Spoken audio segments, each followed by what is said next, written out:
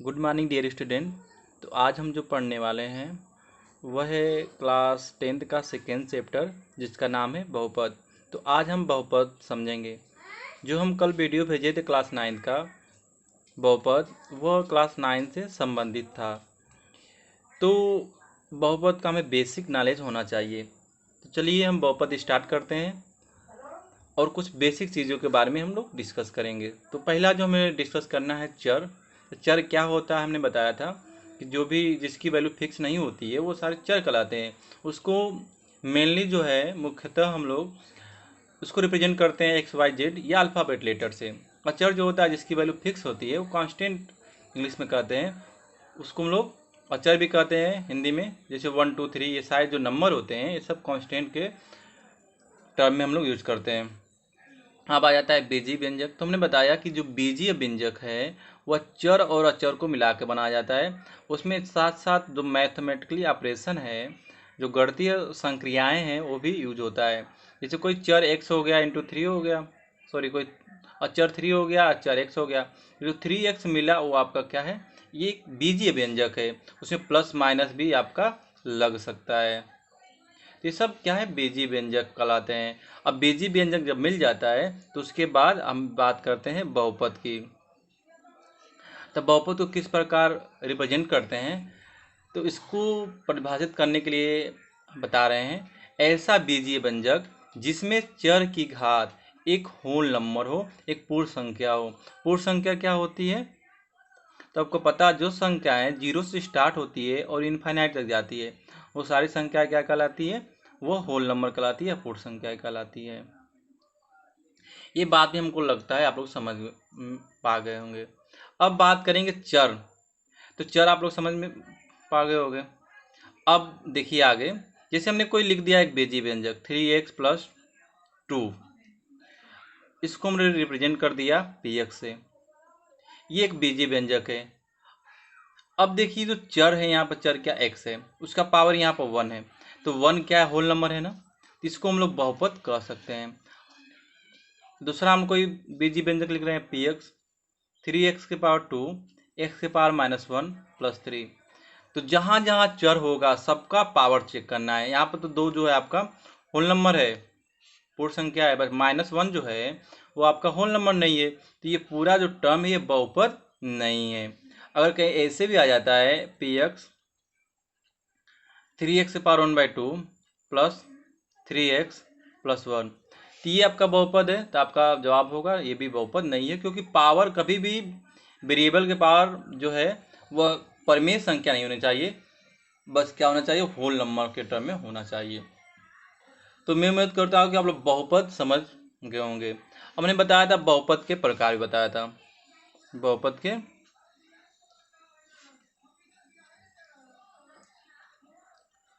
तो बहुपद के प्रकार समझने से पहले हम दो तरह से इसको डिफाइन करते हैं। एक तो पद के हिसाब से, पद के आधार पर।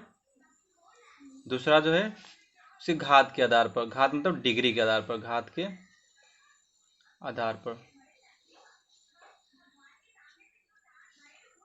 अब देखिए पद के आधार पर अगर एक पद होगा तो उसको हम लोग, जैसे ये px एक पद है, उसको मोनोमियल कहते हैं, एक पदीय। अगर दो पद है तो द्विपदीय। जैसे आपका हो गया 3x+2। जब एक प्लस या एक माइनस लगाओ किसी भी बीजीय व्यंजक में या पोलोमियल में, वह आपका द्विपदी बहुपद कहलाता है। त्रिपदी क्या होगा, इसमें तीन पद होगा। मान लो 3x² + 5x+2।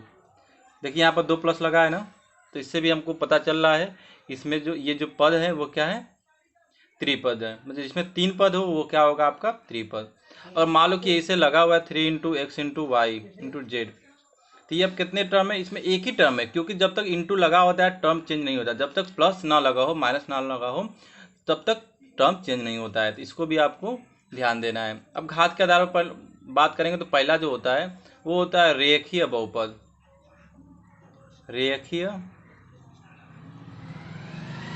बहुपद। तो रेखीय बहुपद क्या होता है, ऐसा पोलिनोमियल जिसमें चर की अधिकतम घात, जो मैक्सिमम पावर हो, क्या होनी चाहिए, 1 होनी चाहिए। यहाँ पर देखिए ये आपका क्या है, रेखीय बहुपद है। ये भी आपका क्या है, रेखीय बहुपद है। 4x+5 ये भी आपका क्या है, रेखीय बहुपद है। अब हम बात करेंगे द्विघात बहुपद के बारे में। द्विघात बहुपद, तो द्विघात बहुपद क्या होता है, ऐसा बहुपद जिसमें चर की अधिकतम घात या मैक्सिमम घात कितनी होनी चाहिए, 2 होनी चाहिए। जैसे 4x² + 5x + 2, यहाँ पर घात 1 है, यहाँ पर घात 2 है, तो ये आपका क्या है, ये द्विघात बहुपद है, हाईएस्ट पावर 2 होना चाहिए। तो ठीक है, जैसे यहाँ पर मैं कह दिया कि 5x³ है, ये +2x² है आपका, +5x + 5 है, तो ये आपका द्विघात बहुपद नहीं है, क्योंकि इसकी हाईएस्ट डिग्री कितनी है, अधिकतम घात कितनी इसकी, अधिकतम घात जो है ये आपका 3 है। यहाँ पर अधिकतम घात 2 थी, तो इसलिए इसका ये आपका द्विघात बहुपद था। त्रिघात बहुपद क्या होता है,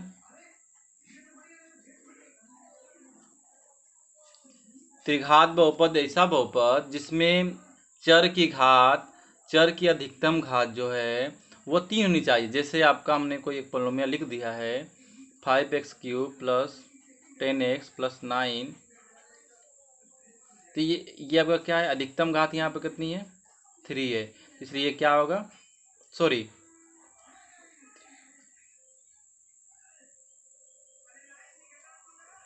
अधिकतम घात यहाँ पर 3 है, तो इसलिए त्रिघात बहुपद होगा। अब हम बात करेंगे आगे, जैसे बहुपद का मान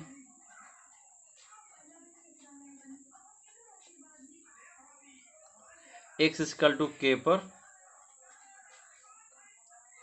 बहुपद का शून्यक, शून्य का मतलब 0 होता है। हम बात करने वाले हैं बहुपद का मान x = 1 k पर और बहुपद का शून्यक। तो हम समझेंगे बहुपद का मान x = k पर होता है क्या। हमने कोई एक बहुपद लिख दिया, ये आपका 4x + 3, ये आपका बहुपद है। पहले हम x = 1 पर निकालेंगे तो क्या मिलेगा, तो जहाँ जहाँ x है वहाँ क्या लिख देंगे, 1 लिख देंगे। तो ये 4, x की वैल्यू यहाँ क्या लिख देंगे, 1 लिख देंगे, 3, तो ये 4 हो जाएगा, 4 + 3 क्या होगा आपका, 7 होगा। तो इस बहुपद का मान 1 पर क्या आ रहा है, ये आ रहा है। अगर हमें k पर निकालना है तो x = क्या लिख देंगे, k रखने पर, तब ये रखेंगे तो क्या मिलेगा, pk, और जहाँ जहाँ x है क्या रखेंगे वहाँ पर k रखेंगे, 4k + 3 हो गया। अब बहुपद का शून्य का क्या मतलब है, मान लो हमने कोई बहुपद लिख दिया px, ये 4x + 3 लिख दिया, तो इसका शून्य का मतलब क्या है, 0 का मतलब क्या है, तो इसका मतलब ये होता है कि x का वो मान, x का वह मान जिस पर बहुपद का मान शून्य हो जाए,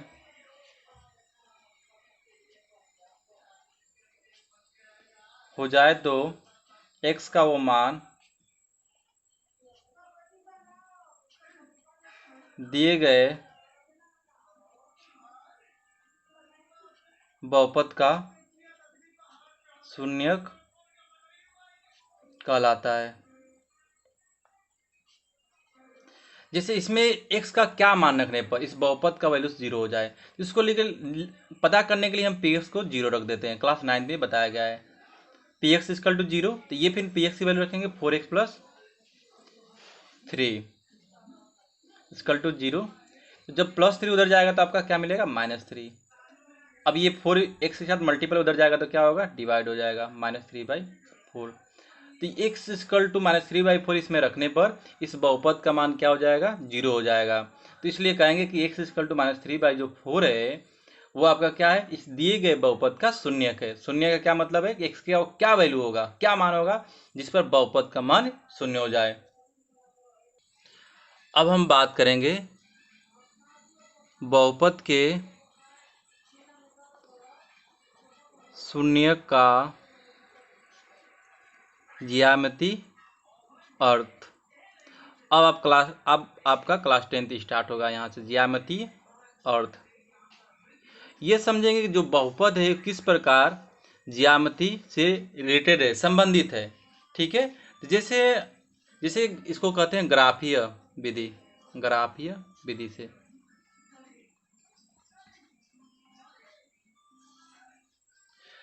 अब देखिए कोई बहुपद है px इक्वल टू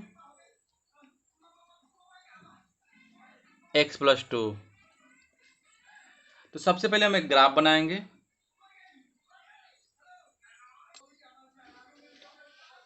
तो ग्राफ बनाने के लिए हमें दो एक्सिस चाहिए, आपका एक एक्स एक्सिस, एक क्या चाहिए आपका वाई।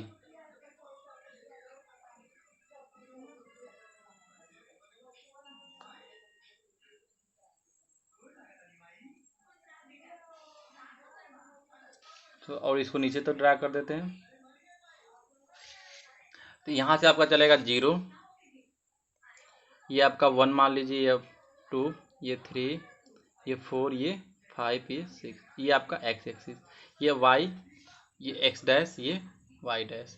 इधर होगा -1, -2, -3, -4।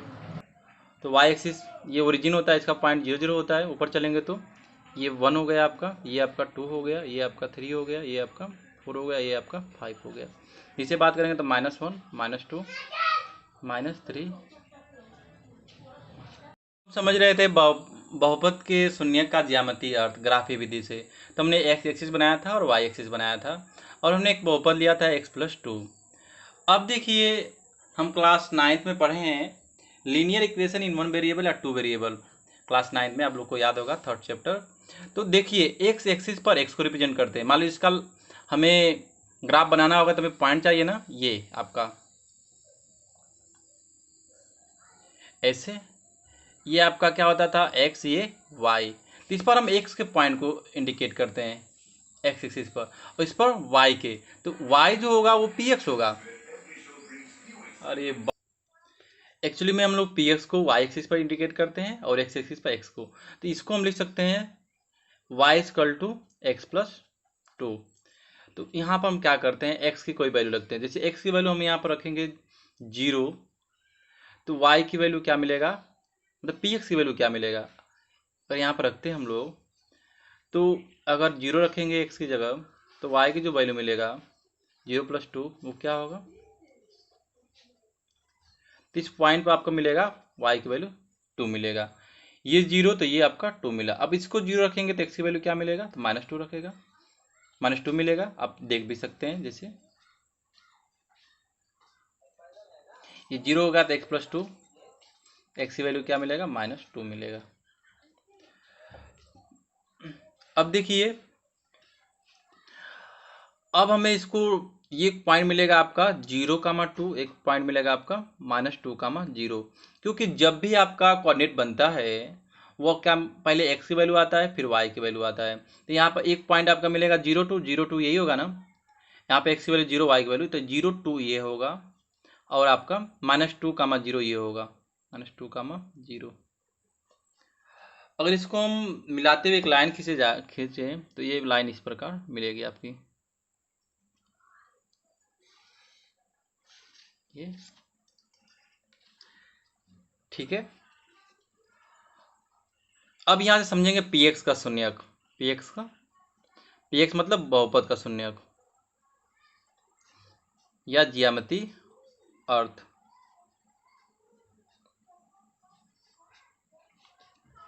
तो हमने देखा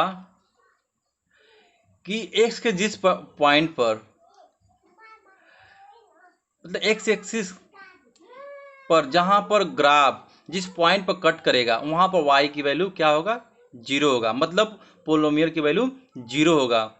तो हम कह सकते हैं कि x एक्सिस पर जहां पर कट करता है ग्राफ, वो आपका क्या, वो पॉइंट क्या देता है, शून्य देता है। तो यहाँ पर x एक्सिस पर ये क्या ग्राफ कट कर रहा है ना, तो पॉइंट क्या, -2, क्योंकि यहीं पर y की वैल्यू क्या मिल रहा है, 0 मिल रहा है। तो ये जो होगा वो शून्यक होगा इस दिए गए बहुपद का, मतलब -2 जो होगा रखने पर इस बहुपद का वैल्यू क्या हो जाएगा, 0 हो जाएगा। तो ये जो पॉइंट है ये क्या कहलाएगा, इस बहुपद का शून्यक कहलाएगा।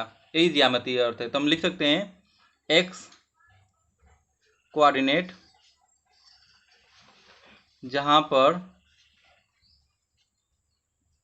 पर ग्राफ पीएक्स को ग्राफ पीएक्स प्रतिच्छेदित करेगा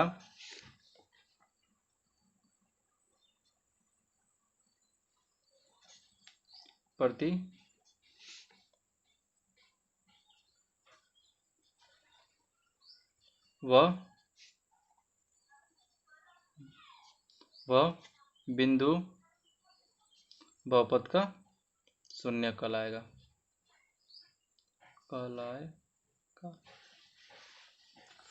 मतलब ग्राफ के मतलब एक्स एक्सिस के ग्राफ में एक्स एक्सिस के जिस पॉइंट पर वह जो ग्राफ है वो कट करेगा, वही पॉइंट जो है उस दिए गए बहुपद का शून्य कहलाएगा। यहाँ पर कट कर रहा है तो ये पॉइंट जो है दिए गए बहुपद का शून्यक है, जहाँ पर कट करेगा।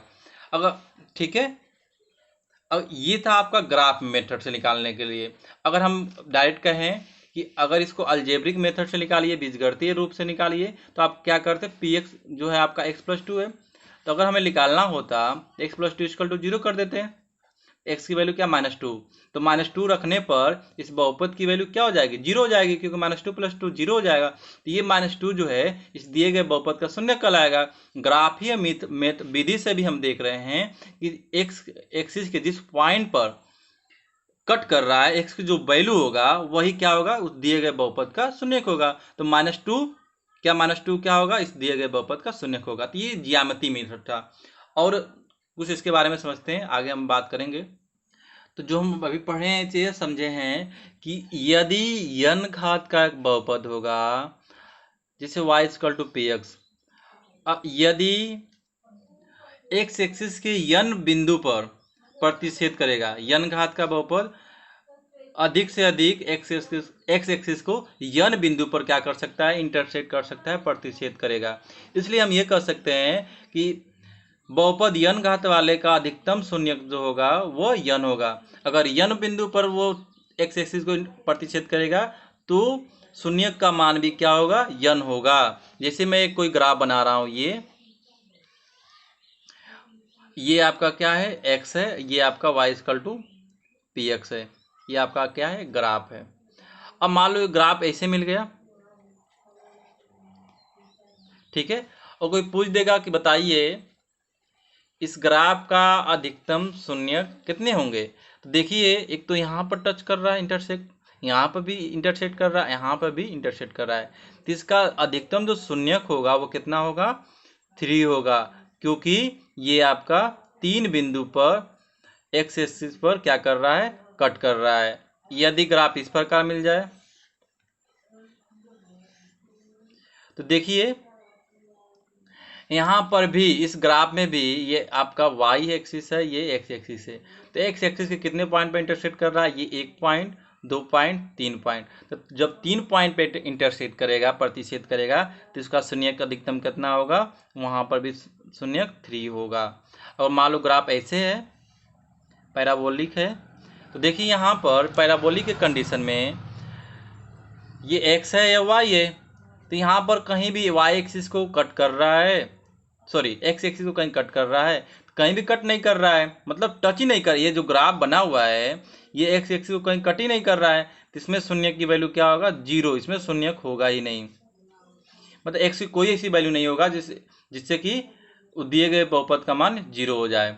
ठीक है, तो मैं उम्मीद करता हूँ कि जो फर्स्ट टॉपिक लिखे हैं ये आप लोग समझ गए होंगे।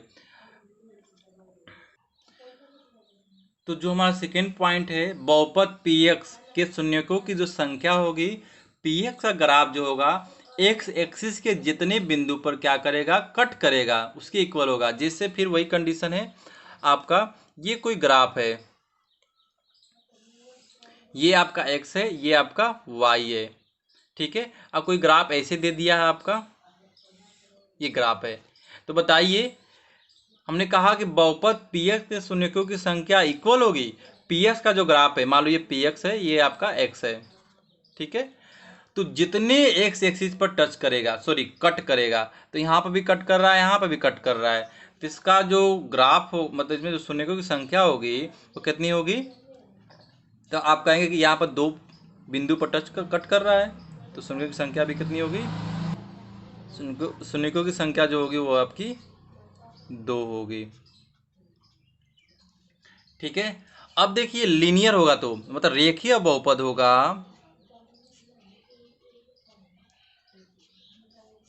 पहली कंडीशन, रेखीय बहुपद की अधिकतम जो घात होती है वह 1 होती है। अधिकतम घात कितनी होती है, 1 होती है।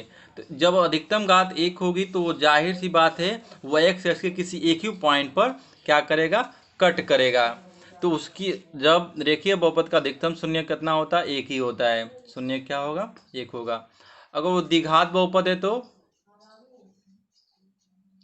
अरे यार, द्विघात बहुपद, इसमें जो आपकी अधिकतम घात जो होती है, अधिकतम घात जो होती है वह 2 होती है। तो इसके शून्य भी कितने होंगे, 2 होंगे। हमने बताया पहली कंडीशन में कि जितना n घात का बहुपद होगा तो उतना ही एक्स एक्सिस को क्या करेगा, प्रतिच्छेद करेगा, उतने उसके कितने होंगे, क्या होंगे, शून्यक होंगे। तो जब द्विघात इसमें 2 घात है तो इसमें शून्यकों की संख्या भी कितनी होगी, 2 होगी। ग्राफ आपका जो मिलेगा इस प्रकार मिल सकता है, तो इस प्रकार मिल सकता है। तो यहाँ पर देखिए, यहाँ पर एक 1 पॉइंट, ये 2 पॉइंट, इसकी अधिकतम शून्यकों की संख्या क्या होगी, 2 होगी, क्योंकि एक्स एक्सिस पर 2 बार इंटरसेक्ट कर रहा है। तो आपको बस यही देखना है कि जो ग्राफ आपका मिल रहा है, सामने देखने को मिल रहा है, वो एक्स के कितने पॉइंट पर टच कर रहा है, मतलब कट कर रहा है। जितने पॉइंट पर कट करेगा उतना ही क्या होगा, शून्यकों की संख्या होगा। तो आज का क्लास यही क्लोज होता है। मैं उम्मीद करता हूँ कि ये मेरी बात आप लोग को समझ में आई होगी। कल फिर नेक्स्ट वीडियो आएगा, इस वीडियो को आप देखिए, समझिए, नहीं समझ में आएगा तो हमें कमेंट करिए। मैं उम्मीद करता हूँ कि मेरा व्हाट्सएप नंबर सबके पास होगा, तो जो मैं होमवर्क दूंगा वो पर्सनली मेरे व्हाट्सएप नंबर पर आप लोग सेंड करेंगे। Thank you, have a nice day.